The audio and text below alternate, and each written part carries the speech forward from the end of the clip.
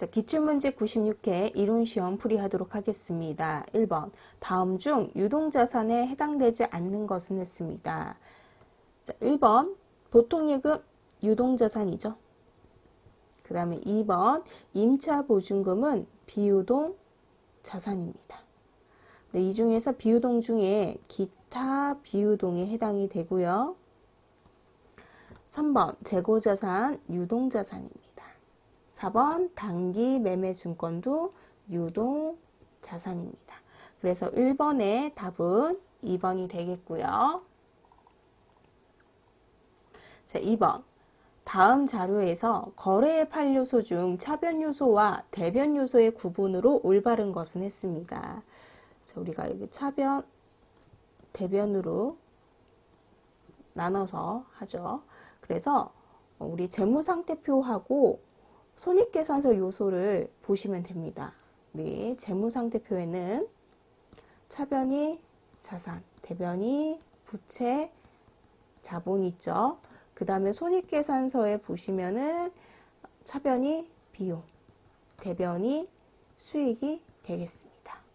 그래서 차변에 자산 증가, 대변이 자산 감소.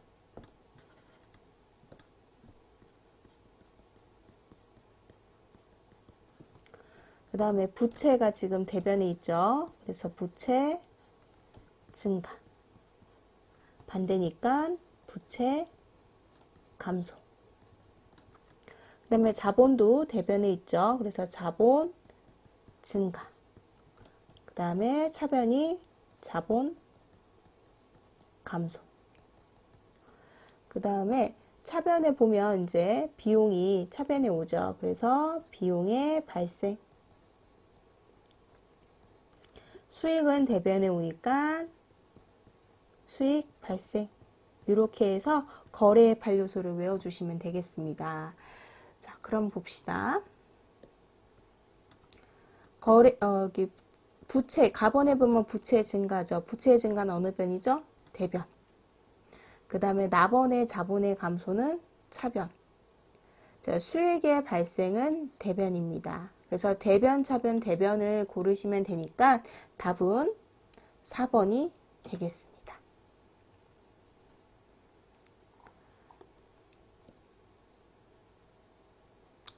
자, 3번 다음 중 재무상태표 작성에 관한 설명으로 옳지 않는 것은 했습니다. 자, 우리 재무상태표 작성 원칙이 있어요. 그래서 제일 첫 번째 자산과 부채의 유동성과 비유동성을 구분을 합니다. 우리가 1년 기준으로 구분을 하죠. 그 다음에 두 번째 재무상태표 항목에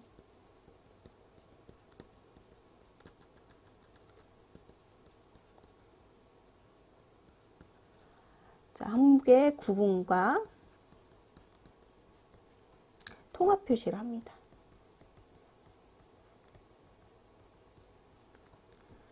그 다음에 세 번째 자산과 부채는 총액 표시로 합니다.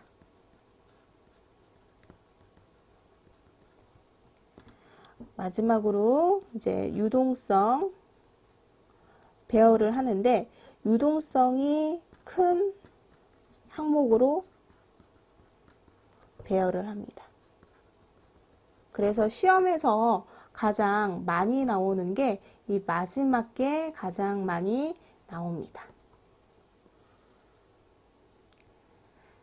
자, 그러면 봅시다.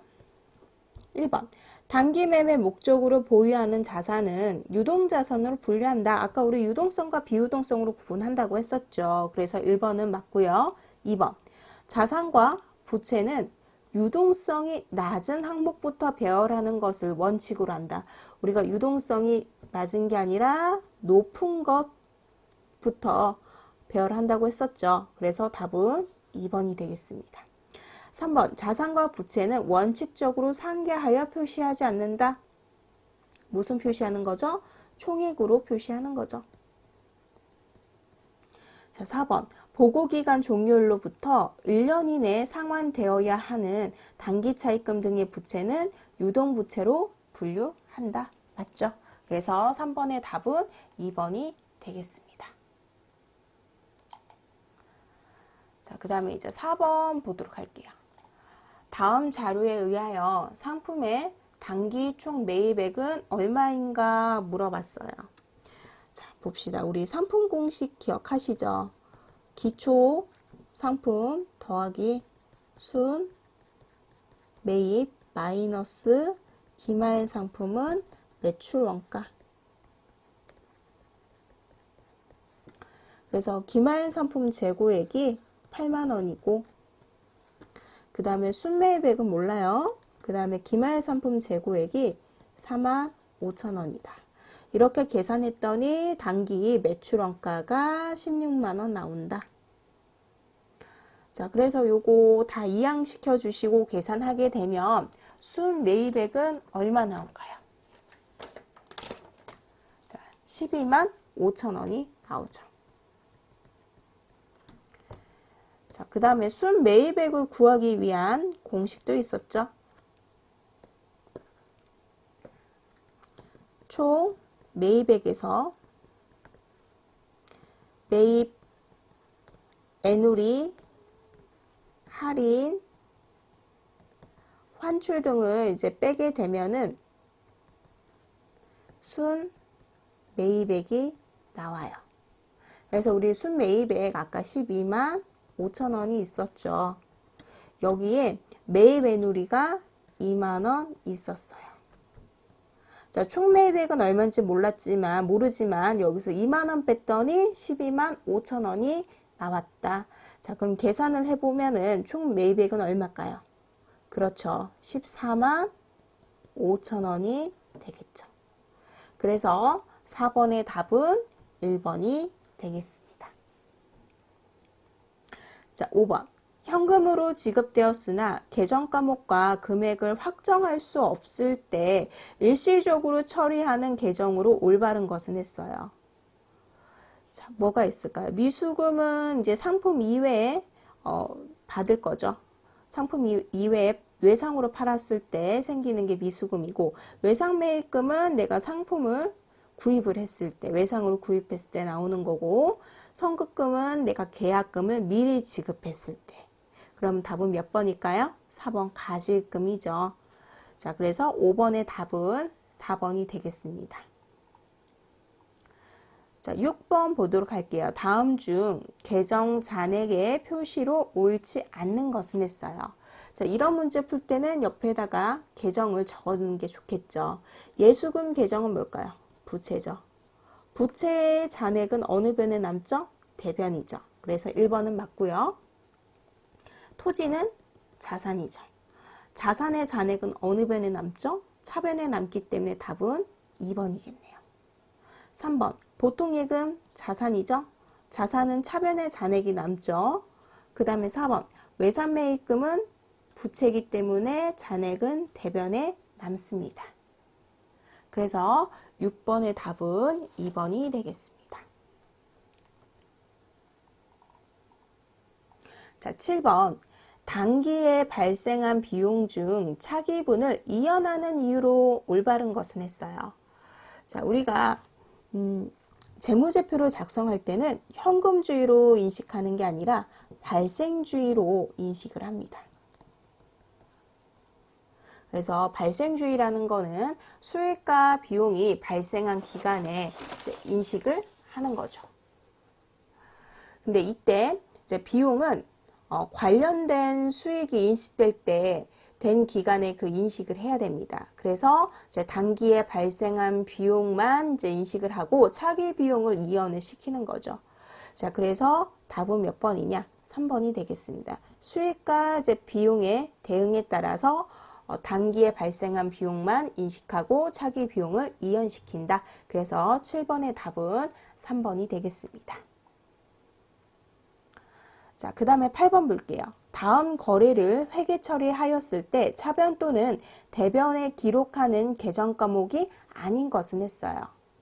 자, 3월 2일 송파로부터 상품 200만 원을 주문받고, 자, 우리 주문은 회계상 거래가 아니에요. 여기 지우고, 그 대신 계약금 40만 원을 현금으로 받았죠.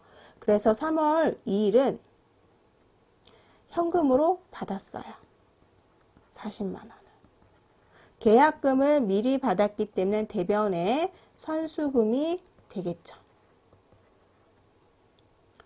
3월 26일 날 3월 2일에 주문받았던 상품을 인도하고 계약금을 제외한 160만 원은 약속금으로 받다. 자, 그래서 선수금을 차변에 없애주죠. 40만 원 제외하고 160만 원 어음 받았기 때문에 자, 받을 어음이 되겠습니다. 그래서 우리가 상품 매출한 게 200만 원이다. 이렇게 보시면 되겠죠. 그래서 이제 선수금 나왔고요. 예수금은 나오지 않았어요. 예수금은 보통 급여 지급할 때 나오죠. 그래서 2번이 답이고요. 현금과 받을 어음이 각각 나왔습니다.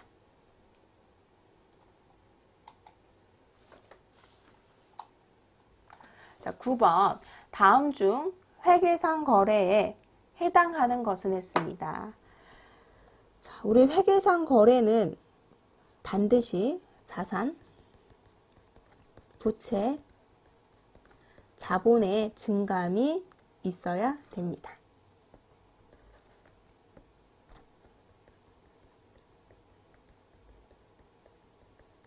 그러면 자산, 부채, 자본의 증감이 일어나지 않는 것은 회계상 거래가 아니겠죠. 그래서 1번에 보시면 화재로 인해 상품의 일부가 파손이 되다. 그럼 상품이 줄어들겠죠. 그래서 자산의 변동이 있습니다. 그래서 9번의 답은 1번이 되겠고요. 자, 2번 볼게요. 신입사원 김사랑 씨를 채용하다. 이건 자산, 부채, 자본의 변동이 없죠. 그 다음에 3번 신규 거래처로 희망 상사를 선정하다. 이것도 자산, 부채, 자본의 변동이 없습니다. 4번 사업 확장을 위해 새로운 건물을 임차하기로 결정하다. 이것도 회계상 거래가 아니죠. 자산, 부채, 자본의 변동이 없기 때문에. 그러면 자, 다시 한번 정리해 볼게요. 자, 회계상 거래가 아닌 것 해서 많이 물어보죠. 자, 대표적으로 뭐가 있을까요? 주문, 계약, 채용, 담보. 이런 것들은 다 회계상 거래가 아니었죠. 그래서 9번의 답은 1번이 되겠습니다. 자, 10번. 자, 내용연수 경과에 따른 감가상각비 변화를 나타낸 그래프와 관련이 없는 감가상각 방법은 했어요. 자, 우리가 뭘 배웠었냐면 앞에 교재 보면은 직선법이라고 해서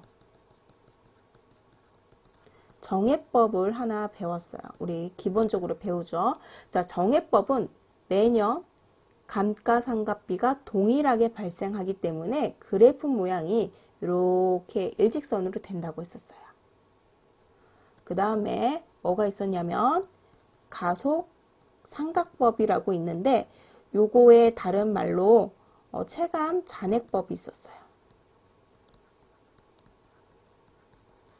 자, 요거는 우리가 제일 처음에 배웠던 거, 정해법과 더불어서 배웠던 거, 정률법이 있어요. 대표적으로 정률법, 이중 체감법, 그 다음에 연수합계법이 있어요.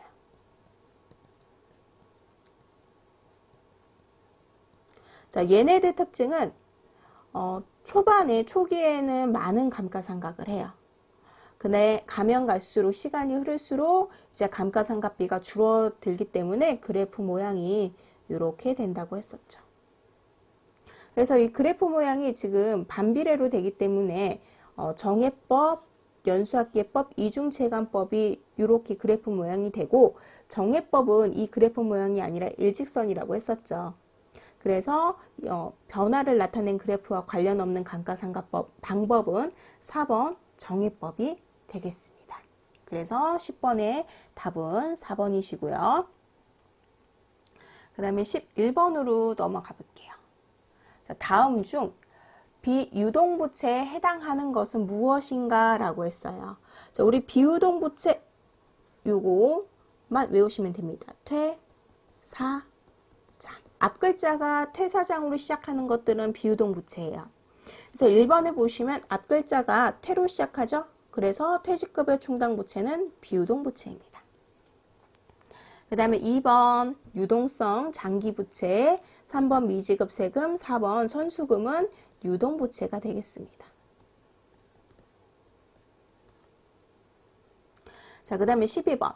다음 제시된 자료에 의하여 제2기 기말자본금을 계산하면 얼마인가 라고 했어요. 자, 요거 재산법하고 손익법을 이용해서 풀 건데, 기말 자본에서 기초 자본을 빼면 단기 순 이익이 나오죠. 요거 계산하면 재산법이고요. 그 다음에 총 수익에서 총 비용을 빼게 되면 이게 당기순이익이 나오기 때문에 얘는 손익법이라고 했어요. 그래서 요거 이용해서 풀 겁니다. 1기, 2기. 자, 주어진 거 한번 적어 볼게요. 기초자본금이 30만원. 그 다음에 당기순이익이 3만원. 총수익이 10만원. 이렇게 나오죠. 자, 그럼 봅시다. 자, 뭘 구할 수 있냐면 기말자본금을 구할 수가 있어요. 기말자본금은 얼마일까요? 자, 기말자본금에서 30만원 뺐더니 3만원이죠. 그래서 기말자본금은 33만원이다. 그 다음에 수익에서 비용을 뺐을 때 3만원 나오는 거니까 비용은 7만원이 되겠죠.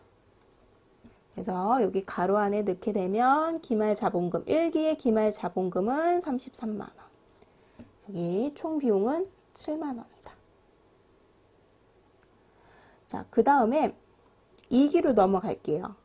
1기의 기말자본금은 2기의 기초자본금이 되겠죠. 그래서 2기 기초자본금이 33만원이다. 자, 그럼 한번 넣어 볼게요. 자, 기초자본금이 33만원. 자, 그 다음에 당기순이익은 모르고요. 총수익 40만원에서 총비용 33만원을 뺐더니 순이익이 얼마 나오더라? 7만원이 나오더라. 그럼 이랬을 때 기말자본금에서 기초자본금 33만원 뺐을 때 당기순이익이 7만원 나오는 거죠. 그렇다면 얼마예요? 40만원 나오죠. 그래서 순이익이 7만원 나오고 기말자본금이 40만원 나온다. 그래서 물어보는 거는 지금 2기의 기말자본금을 물어봤기 때문에 답은 3번이 되겠습니다.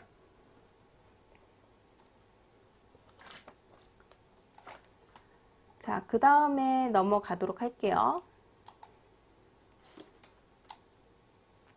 자, 13번. 손익계산서상의 계정 과목 중에 영업 외 비용에 해당하는 항목은 했습니다. 자, 우리 영업의 비용 4가지 외우셔야 돼요. 이자 비용, 기부금, 무슨 손실, 그 다음에 기타의 요거 외우자고 했었죠. 자, 그래서 1번 급여, 2번 복리후생비, 4번 접대비는 판매비와 관리비고 13번의 답은 3번 이자 비용이 영업 외 비용이 되겠죠. 자, 14번 아래 거래 내용과 관련이 없는 계정 과목은 했습니다. 업무에 사용 중인 토지 2천만원, 취득가액 1,000만원을 처분을 했대요. 대금 중 500만원은 보통예금으로 이체받고 나머지 만기 3개월 후인 어음으로 받았대요. 그럼 2천만원 중에 500만원 보통예금 받고 1,500만 원은 이제 만기가 3개월 후인 어음으로 받았다는 얘기죠. 자, 그럼 분개를 한번 해봅시다. 자, 토지가 나가죠. 토지의 취득 원가가 얼마죠? 1,000만 원이에요. 그 다음에 내가 돈을 받았는데 보통 예금으로 500만 원 받고 2천만 원 중에 500만 원 뺀 나머지 1,500만 원은 어음으로 받았대요. 근데 여기서 중요한 거는 토지는 재고자산이 아니죠. 상거래가 아니기 때문에 자, 얘는 미수금으로 처리를 하셔야 됩니다. 그러면 봅시다. 1,000만 원짜리를 2천만 원에 처분을 했기 때문에 유형 자산 처분 이익이 나오겠죠. 1,000만 원. 그래서 여기 관련 없는 계정 과목 1번 보통예금 나왔죠. 2번 감가상각 누계액이 없죠.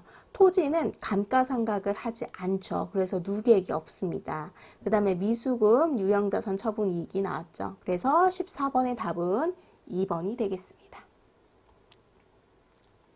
자, 15번 다음 중 경영성과에 영향을 미치는 거래는 했습니다.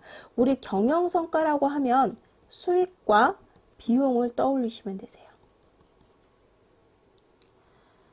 자, 예수금 1번에 보면 예수금을 보통예금으로 지급하다라고 되어 있어요. 자, 얘는 이제 부채를 자산으로 이제 지급을 한 거죠. 그래서 부채 자산만 나오기 때문에 경영성과에 미치지 않고요. 그 다음 2번 미수금을 현금으로 지급받다. 자, 미수금이라는 자산을 현금으로 받았죠. 그래서 자산 감소 자산 증가기 때문에 2번도 경영성과와 관련이 없습니다. 자, 3번 통신비를 현금으로 지급하다. 통신비, 비라는 지금 비용이 나왔죠. 비용을 현금으로 지급했기 때문에 비용, 자, 경영성과와 관련이 있습니다. 그래서 답은 3번이시고요. 그 다음에 차입금 부채를 현금으로 상환했죠. 그럼 현금이라는 자산이 줄어들고 부채도 줄어들기 때문에 자, 답은 15번의 답은 3번이 되겠습니다.